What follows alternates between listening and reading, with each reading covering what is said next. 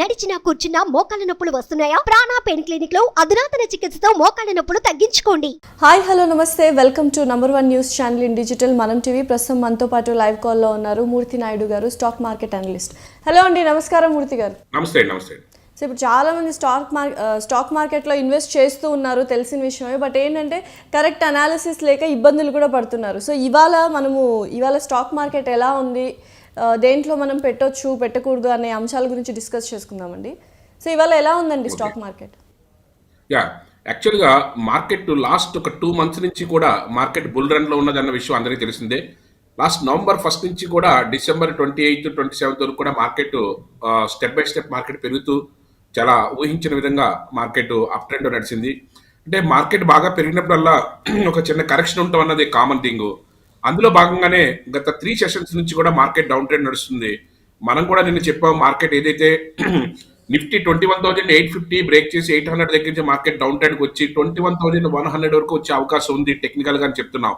అదే point of వ్యూలో ఈ రోజు కూడా మార్కెట్ డౌన్ ట్రెండ్ లో ఉండడానికి అవకాశం ఎక్కువగా ఉంది. కానీ ఇంట్రాడే ట్రేడ్ చేసే వాళ్ళు అయితే మార్కెట్ గ్యాప్ డౌన్ లో ఓపెన్ అయినప్పుడు కూడా కొంచెం రిట్రెస్మెంట్ ఉంటుంది కాబట్టి కొంచెం మార్కెట్ లో రిట్రెస్మెంట్ తీసుకుని కన్సాలిడేషన్ అయిన తర్వాత అప్పుడు మార్కెట్ లో మనం డెసిషన్ తీసుకుంటే market up trend down trend అన్న దాంట్లో మనం ఇంట్రాడే ట్రేడ్ చేసే వాళ్ళు లాభపడటానికి అవకాశం ఎక్కువగా ఉంటుంది. అదేవిధంగా నిఫ్టీతో పాటుగా బ్యాంక్ నిఫ్టీ కూడా నిన్న 48,800 48,700 దగ్గర నుంచి మార్కెట్ లో కరెక్షన్ మనం ఎక్స్పెక్ట్ చేసాం. అదేవిధంగా 48,000 బిలో మార్కెట్ లో రావడం జరిగింది. కానీ ఈ రోజు మళ్ళీ డౌన్ ట్రెండ్ నుంచి టేక్ ఆఫ్ అవుతే మళ్ళీ 48,000 అండ్ 48,100 ఈజ్ రెసిస్టెన్స్ పాయింట్. ఆ రెసిస్టెన్స్ పాయింట్స్ వరకు వెళ్ళిన తర్వాత అక్కడ కన్సాలిడేషన్ అయ్యి మార్కెట్ డౌన్ ట్రెండ్ రావడానికి అవకాశం అయితే ఉంది. ఓవరాల్ గా అయితే మాత్రం ఇంత 2 నెలలు ఒక ర్యాలీ చేసింది కాబట్టి ఈ మార్కెట్ లో కొద్ది కరెక్షన్ అయితే ఉండడానికి అయితే అవకాశం ఉంది. అదేవిధంగా నిఫ్టీ ఏదైతే మనం 21,800 దగ్గర నుంచి మనకి 21,100 ఒక 700 పాయింట్స్ కరెక్షన్ ఏదైతే ఉన్నదంటున్నామో, అలా బ్యాంక్ నిఫ్టీ కూడా ఏదైతే 48,500 దగ్గర నుంచి 47,000 వరకు ఓ 1,500 పాయింట్స్ మార్కెట్ లో కరెక్షన్ అయితే ఉంది. అది ఈ రోజు కూడా కొంచెం కన్సల్టేషన్ అయిన తర్వాత మార్కెట్ మళ్ళీ డౌన్ ట్రెండ్ రావడానికి అవకాశం ఉంది. కానీ ఇక్కడ మనం ఈ డౌన్ ట్రెండ్ మనం ఏ విధంగా ఉపయోగించుకోవచ్చు అంటే, మార్కెట్ కరెక్షన్ జరిగినప్పుడు మార్కెట్లో అన్ని స్టాక్స్, మంచి స్టాక్స్ కూడా, major stocks, front line stocks కూడా కొంచెం కరెక్షన్ జరగడానికి అవకాశం ఎక్కువగా ఉంటుంది. అలాంటి కరెక్షన్ జరిగిన తర్వాత మనం మార్కెట్ మళ్ళీ టేక్ ఆఫ్ అవుతున్న క్రమంలో అలాంటి వాటిలో మనం కొంచెం ఇన్వెస్ట్ చేస్తే మనకి కరెక్ట్ ఎంట్రీ దొరకడానికి అవకాశం ఎక్కువగా ఉంటుంది. స్టాక్ మార్కెట్ అనగానే అప్స్ అండ్ డౌన్స్ ఉంటాయి కదండి. సో ఎవ్రీడే మనకు ఒకలా ఉండదు, ఇందాక మీరు చెప్పినట్టు. సో ఎవ్రీడే మనం డౌన్ ఫాల్ లేకుండా జాగ్రత్తగా ఎలా ఇన్వెస్ట్ చేసుకోవాలి అని, ఎటువంటి స్టాక్స్లో పెట్టుకోవాలి, ఎటువంటి జాగ్రత్తలు తీసుకోవాలి, ఎటువంటి రిక్వైర్మెంట్ ఉండాలి అంటే ఏమంటారు? అంటే యాక్చువల్గా చాలా మంచి క్వశ్చన్ అడిగారు మీరు. ఏంటంటే అప్ అండ్ డౌన్స్ అన్నది కామన్ మార్కెట్లో, కానీ ఇన్వెస్టర్ దాన్ని చూసి భయపడవలసిన అవసరం లేదు. స్టాక్ సెలెక్షన్ అనేది మంచి స్టాక్స్ లో సెలెక్ట్ చేసుకుని పెట్టుకోగలిగితే అప్ అండ్ డౌన్స్ అన్ని కామన్ గా ఉంటాయి. కానీ ఓవరాల్ గా చూసుకుంటే మంత్స్ ఇయర్స్ మార్కెట్ లో అద్భుతమైనటువంటి రిటర్న్స్ ఇవ్వడానికి మార్కెట్ అవకాశం ఉంటుంది. ఎవ్రీడే మనం మార్కెట్ లో అప్ అండ్ డౌన్స్ గురించి మనం కంగారు పడవలసిన అవసరం లేదు. కానీ అలాంటి స్టాక్స్ ని మీరు అన్నారు ఎప్పుడు తీసుకోవచ్చని. మార్కెట్ లో ఆల్రెడీ ఒక 3 రోజుల నుంచి కరెక్షన్ జరుగుతుంది. 1 or 2 days కరెక్షన్ జరిగిన తర్వాత మార్కెట్ లో టేక్ ఆఫ్ అవడానికి ఒక రోజు టైం ఇస్తుంది. ఆ టేక్ ఆఫ్ అయ్యే క్రమంలో మనం మళ్ళీ మనకు కావాల్సినటువంటి మంచి స్టాక్స్ లో మీరు అన్నట్టుగా ఎక్వైర్ చేసుకుని 1 month 2 months లేకపోతే పొజిషనల్ గా ఉండగలిగితే మంచి ప్రాఫిట్స్ రావడానికి అవకాశం ఉంది. మామూలుగా అంటే స్టాక్ మార్కెట్స్ లో కొంచెం నాలెడ్జ్ అనేది మనకు ఉండాలి. సో ఎలా నాలెడ్జ్ మనం అక్వైర్ చేసుకోవచ్చండి స్టాక్ మార్కెట్స్లో? అంటే మనం సొంతంగా ఇందులో పెట్టాలి అని వితౌట్ ఎనీ అదర్ హెల్ప్ మనం ఎలా నాలెడ్జ్ అక్వైర్ చేసుకోవాలి? అంటే ఇందులో ఏంటంటే ఒక విధంగా చూసుకుంటే ఇది పెద్ద రాకెట్ సైన్స్ అయితే ఏం కాదు.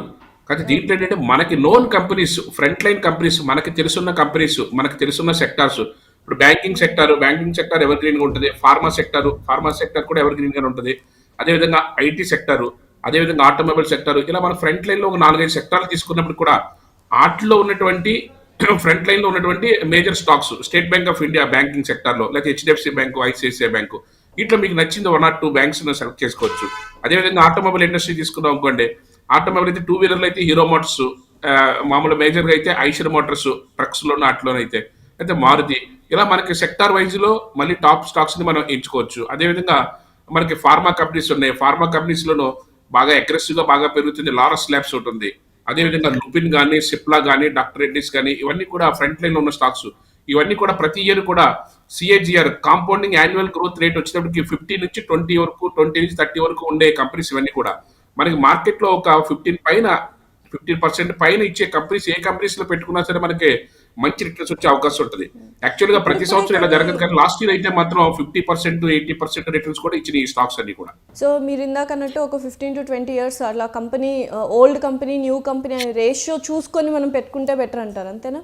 అంతేనండి. యాక్చువల్గా ఏంటంటే మనకి నోన్ కంపెనీస్, మనం ఆ కంపెనీ గురించి మనకి తెలిసి ఉండాలి. ఆ కంపెనీ గురించి అంటే తెలిసి అంటే దాని ఫైనాన్షియల్స్ లేకపోతే దాని వేరియబుల్స్ అన్ని తెలిసి ఉండక్కర్లేదు, మనం ఈయన ఉండాలి ఆ కంపెనీ గురించి. బ్యాంక్స్ లో స్టేట్ బ్యాంక్ ఆఫ్ ఇండియా విన్నాము, లేకపోతే ఫార్మా కంపెనీలో డాక్టర్ రెడ్డిస్ విన్నాము, లేకపోతే సిప్లా అని బాగా తెలుసు, లుపిన్ అని బాగా తెలుసు. అంటే బాగా అంత ఇన్ డెప్త్ రీసెర్చ్ అయితే అవసరం లేదు ఇన్వెస్ట్మెంట్కి అయితే.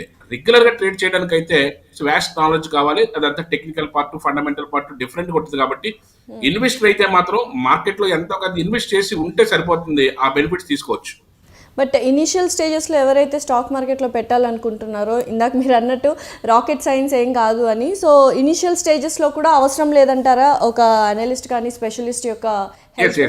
యాక్చువల్గా ఇప్పుడు ఇదేమి ప్రొఫెషనల్ కాదు కాబట్టి వాళ్ళు యాక్చువల్గా దీంట్లో వాళ్ళ సేవింగ్స్ మంత్లీ ఒక 2,000 పెట్టుకోగలను, లేకపోతే మంత్లీలో 5,000 పెట్టుకోగలను అనుకుంటే ఒక టాప్ 5 to 10 స్టాక్స్ ని సెలెక్ట్ చేసుకుని వాళ్ళు నోన్ ఉన్న స్టాక్సే, వాళ్ళు తెలిసిన రంగాల్లో ఉన్న స్టాక్స్ నే తెలుసుకుని దాంట్లో SIP model, systematic investment plan లో మీరు నెలలో నాకు ఈ 2,000 సేవింగ్ ఉంటుంది, లేకపోతే ఈ 5,000 సేవింగ్ ఉంటుంది, ఈ 10 years పెట్టుకోగలను, లేకపోతే ఈ 15 years పెట్టుకోగలను అని చేసుకుంటే వాళ్ళ రిటైర్మెంట్ చాలా హెల్తీగా ఫైనాన్షియల్ ఫ్రీడమ్ తోటి రిటైర్మెంట్ అవ్వచ్చు.